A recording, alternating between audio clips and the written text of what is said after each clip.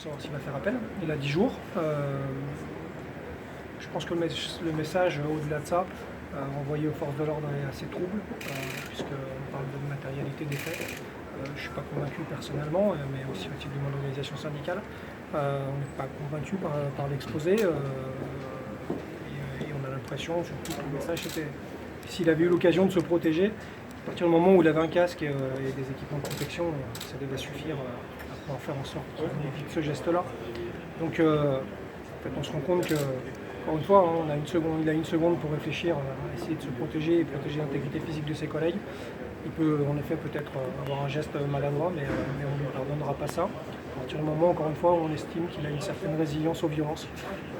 Je me rappelle juste des nombreuses images post-1er mai et de l'enchaînement de ce que mes collègues ont connu sur le terrain. Et je trouve que cet argument-là est un peu léger par rapport à ce qui se passe et ce qui s'est passé sur les manifestations précédentes.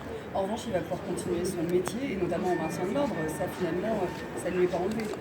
Non, j'ai envie de dire heureusement, parce qu'il a expliqué son geste par un manque de moyens, il a expliqué son geste par le contexte, ça a été rappelé, on a cru d'ailleurs que ça allait être compris. Reste justement cette finalité où le tribunal explique que en fait, ce geste n'était pas nécessaire. Donc c'est simplement ce qui est retenu, c'est-à-dire que ça a été reconnu le fait qu'ils étaient sous une pluie de projectiles. Il a été dit qu'en effet c'était très compliqué, qu'il manquait de moyens, que c'est une compagnie qui avait été accrochée plusieurs fois dans la journée, encore une fois ça a été bien recontextualisé. Sauf qu'au bout du bout, on explique en gros clairement et brièvement qu'il aurait mieux fait de se cacher derrière une armoire électrique ou de finalement prendre un pavé aussi. Parce que dans l'absolu c'est ça le message. Sauf que la protection, malheureusement, dont sont dotés mes collègues, ça ne protège pas de tout et cette compagnie-là particulièrement a pu le constater quand son capitaine quelques minutes avant s'est retrouvé avec un traumatisme crânien et le casque ouvert.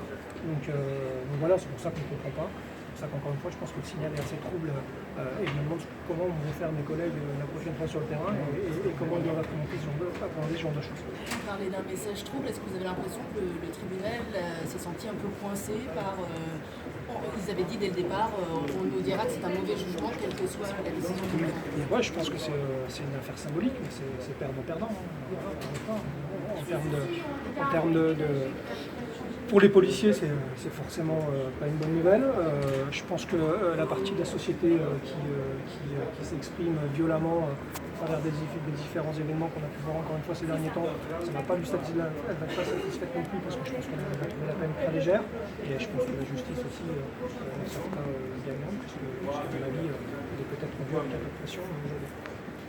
Excusez-moi, vous demandez la relaxe, 2 mois de sursis et 2 mois de 3 pour vous aujourd'hui? Oui, encore une fois, je vais respecter le temps de réflexion de mon collègue qui a mis aussi le temps de voir s'il fait appel, mais oui, 2 mois, ça me paraît énorme. On regarde encore une fois des faits qui ont été plutôt bien appréhendés, je pense, par le tribunal, jusqu'à ce qu'on nous explique encore une fois qu'il aurait dû esquiver, se protéger, se cacher.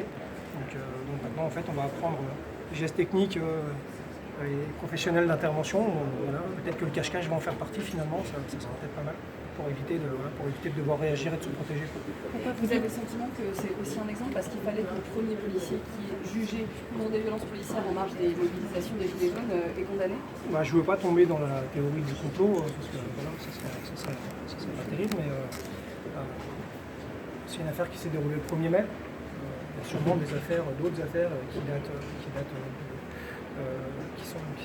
qui sont déroulées avant cette date-là. Et c'est vrai que, j'ai pas envie de dire étrangement, mais pour autant c'est celle-ci qu'on retrouve en premier aujourd'hui au tribunal. Donc oui, c'était une affaire symbolique. Je ne sais pas si ça va donner le ton ou le là, on va dire, de ce qui va se passer par la suite. J'ose pas l'espérer, j'ose pas y penser. Mais je m'inquiète quand même pour mes collègues, en effet, qui seront traduits pour d'autres affaires. Évidemment. Dans quel état d'esprit est votre collègue aujourd'hui? Il est un peu perdu, mais je ne lèverai pas. Je pense qu'on le sait tous. Perdu parce que je pense qu'une sanction est aussi pédagogique. Et à mon sens, pour l'instant, elle n'est pas comprise. Merci beaucoup. Merci.